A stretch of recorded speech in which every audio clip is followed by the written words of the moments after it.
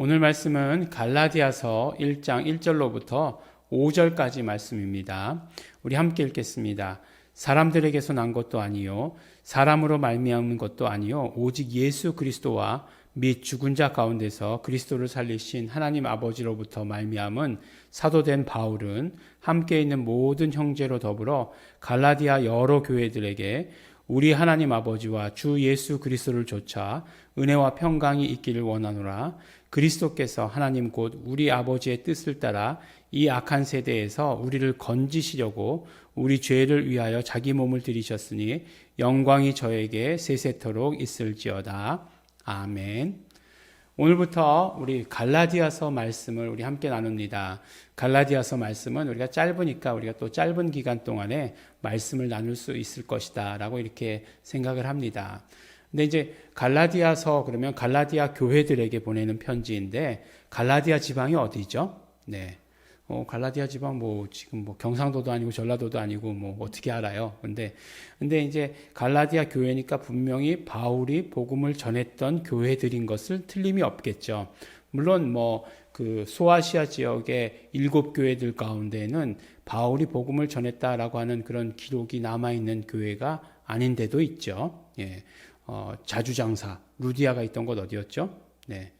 두아디라 성, 이런 것, 두아디라 교회, 이렇게 나오는데, 그 누가 복음을 전했는지는 모른다 이렇게 말씀드리지 않았습니까? 어쨌든 그래요. 근데 이제 갈라디아는 그 지역은 사도 바울이 1차 전도여행, 2차 전도여행, 3차 전도여행 모두가 다 함께 들렸던 곳으로 우리가 알고 있습니다. 그러니까 우리가 얼른 갈라디아 지역이 어딘가 이렇게 생각해 보면 1차 전도여행의 마지막 들렸던 곳이 어디죠? 루스드라, 더베. 그러니까 루스드라, 더베까지 찍고 다시 거꾸로 이렇게 되짚어서 돌아오잖아요. 그래서 C자형을 기억하면 되잖아요. 1차 전도여행. 그래서 루가오니오 지역의 루스드라와 더베 그렇게 얘기하고 있지 않습니까? 거기가 그 안디옥도 비시디아 안디옥이라고 하는 곳 다 붙어 있잖아요. 그 지역이 남쪽 갈라디아 지역이다라고 이렇게 얘기합니다. 그러니까 그 지역을 중심으로 해서 북쪽까지가 아주 북쪽까지가 갈라디아 지역이다라고 이렇게 이야기를 합니다. 그러니까 그 지역에 가서 복음을 전했고 그곳에서 생긴 교회들, 그러니까 루스드라에 생겼을 것이고 더베에 생겼을 것이고 그 여러 군데 그 도시 가운데서도 안디옥에 비시디아 안디옥에서도 있었을 것이고 하는 그런 어떤 곳들이요. 그런 곳들에게 편지를 한다라고 이렇게 말씀하고 있는 것이죠. 그리고 이 갈라디아서는 참 이야기할 게 참 많이 있어요. 우리가 나중에 내가 그리스도와 함께 십자가에 못 박혔나니 하는 갈라디아서 2장 20절 말씀이 있고요. 또 그 다음에 성령의 열매에 대해서 이야기하는 거 뒤에 나오죠. 그렇게 얘기하고 나오고 그 다음에 이제 또 갈라디아 교회가 인사말이 그렇게 길지 않아요. 네, 인사말이 길지 않고 좋은 얘기가 앞에 잠깐 나오다가 오늘 말씀까지만 나오다가 그 다음에 이제 험악한 얘기가 나오죠. 예, 그런 걸로 또 유명하고 그렇기 때문에 이 갈라디아서는 작은 로마서다라고 이렇게 말씀하기도 합니다. 로마서가 어떤 복음에 대해서 아주 잘 그렇게 뭐라고 얘기할까요? 신학 서적처럼 잘 기록하고 있죠. 그곳에 대해서 복음을 잘 정립한 것이 갈라디아서도 마찬가지다라고 이렇게 말씀하고 있어요. 갈라디아서는 많은 사람들이 말씀하기를 그 주제에 대해서 이야기할 때 자유가 주제다라고 이렇게 말씀을 합니다. 자유. 예, 자유. 우리가 자유라는 거 잘 알고 있죠. 우리는 자유민주주의에 살고 있으니까 자유가 무엇인지 잘 알고 있습니다. 근데 자유가 뭘까요? 이렇게 물어보면 굉장히 어려워요. 그런 걸 이렇게 생각해 보면 돼요. 우리가 이렇게 자유라고 하는 것은 법에 저촉돼요. 법 안에서의 자유예요. 예. 근데 이제 법이라고 하는 것을 이제 너무 거창하게 생각지 말고 이제 그렇게 생각해 보면 돼요. 이제 한동안 제가 이제 커피를 잘 마시거든요. 커피를 잘 마십니다. 좋아해요. 네. 그런데 이제 어느 동안에는 커피가 몸에 나쁘다라고 하는 이야기가 있었어요. 그래서 커피가 몸에 나쁘다. 네. 이렇게 이야기가 있으니까 커피는 그렇다고 당장 끊지는 못하고, 네. 계속 마시면서 어떤 생각이 드는 거죠? 죄책감이 드는 거예요. 나쁜 걸 자꾸 먹고 있구나라고 하는 죄책감이 드는 거예요. 그런데 그 죄책감을 해결해 줄 수 있는 게 뭐였냐면 커피는 마셔도 괜찮다라고 하는 또 연구 발표가 나왔어요. 그래서 그러면은 이제 괜찮구나. 그런데 하루에 4잔은 마시지 말아야 된다. 이렇게 얘기한 거예요. 그래서 어떤 날은 보면 이제 4잔은 또 넘을 때가 있어요. 4잔도 더 마실 때가 있어요. 그러면 어떻겠죠? 4잔을 더 마시는 순간부터 나의 마음에는 또 다시 죄책감이라고 하는 것이 들기 시작하는 거예요. 내가 언제든지 커피를 마실 수 있지만, 그렇지만 내게 자유가 있는 것 같지만, 그렇지만 그런 어떤 나의 것들을, 나의 마음들을 옭아매는 것들이 있어요. 그래서 결국 그것들이 지나치면 어떻게 되죠? 안 먹게 되는 거죠. 예, 안 먹게 되는 거죠. 그러니까 이게 자유를 구속할 수 있는 건 법이에요. 예, 법. 예, 그러니까 자유는 법의 한계 가운데에서 자유한 것이에요. 근데 이제 이야기하기를 율법의 한계 가운데 주어진 자유가 얼마만큼일까? 예, 라고 하면 그것은 분명히 제한적이에요.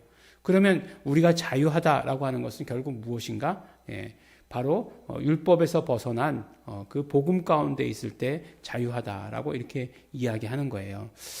예전에 이제 비다누에바 어렸을 적이죠. 네, 어렸을 적에 이제 이제 자유에 대해서 이야기하면 특히 갈라디아서의 자유, 수련회 가서 이거에 대해서 이야기한 적도 있어요. 네, 그때 자유는 최대한의 자유는 무엇이었냐?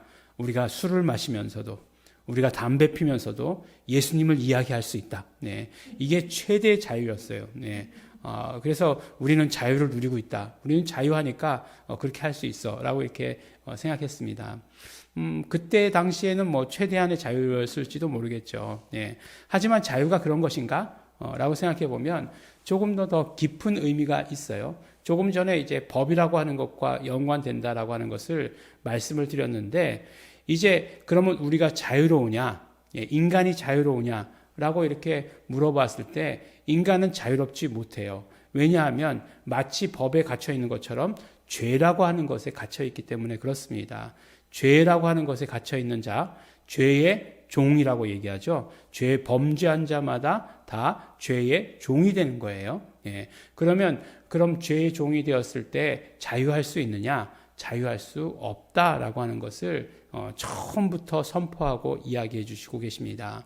그러면 무엇이냐? 바로 4절 말씀 보면은 이렇게 말씀하고 있죠. 그리스도께서 하나님 곧 우리 아버지의 뜻을 따라 이 악한 세대에서 우리를 건지시려고 우리 죄를 위하여 자기 몸을 들이셨다라고 이렇게 말씀하시는 거예요. 우리 그럼 자유가 언제서부터 시작되느냐? 바로 이 말씀이죠. 예수 그리스도께서 우리의 죄를 위해서 자기 몸을 들이셨어요. 그래서 어떻게 되었습니까? 우리는 죄로부터 자유롭게 되었어요.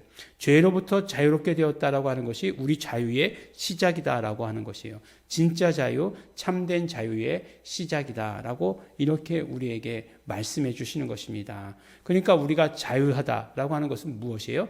죄로부터 자유하다라고 하는 것이 가장 첫 번째고 가장 기본이고 가장 중요하다라고 하는 것을 말씀해 주시고 계시는 것입니다. 내가 자꾸 뭔가 이렇게 자유함을 누려야 돼요. 근데 자꾸 우리를 얽어매는 게 있어요. 예, 그것이 죄다라고 얘기하면 우리는 자유하지 않다는 것입니다. 그런데 우리는 자유할 수 있어요. 어떻게 해요? 죄로부터 자유하기 때문에. 그것은 예수 그리스도의 공로예요.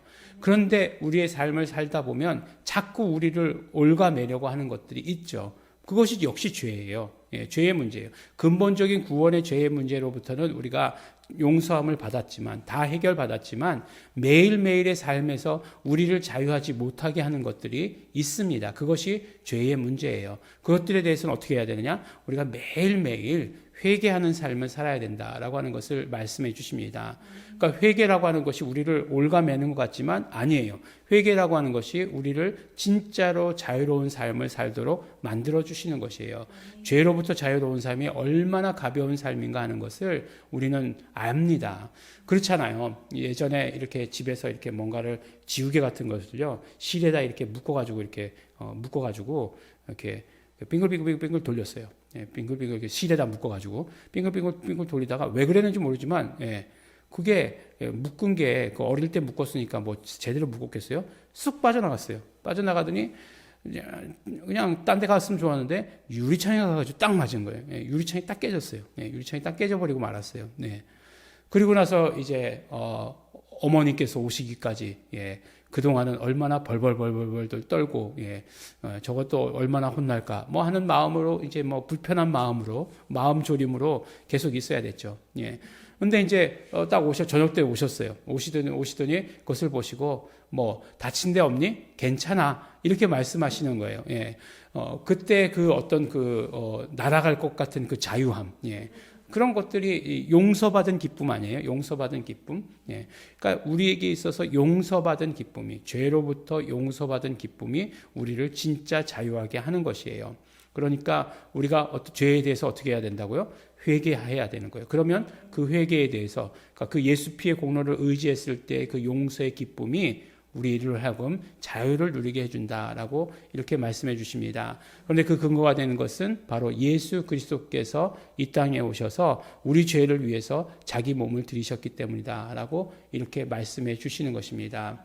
예수 그리스도께서 이 땅에 오신 목적 뭐라고요? 네, 지난주 설교 가운데 우리가 우리 예일중앙교회 성도들은 뭐 자다가 이렇게 치기만 해도 이렇게 벌떡 일어나서도 말씀할 수 있어야 된다고 말씀드렸죠. 뭐라고요? 바로 우리 죄를 용서하시기 위해서, 우리를 구원하시기 위해서. 그래서 우리가 영생 얻는 것 아니겠습니까? 그것이 참 자유예요. 죽음으로부터 자유하니까 우리가 구원받을 수 있는 것이고 영생을 누리게 되는 것이잖아요. 그러니까 우리를 올가매려고 하는 것, 우리를 죽이려고 하는 것, 그 모든 것들로부터 자유한 자다라고 이렇게 말씀해 주십니다.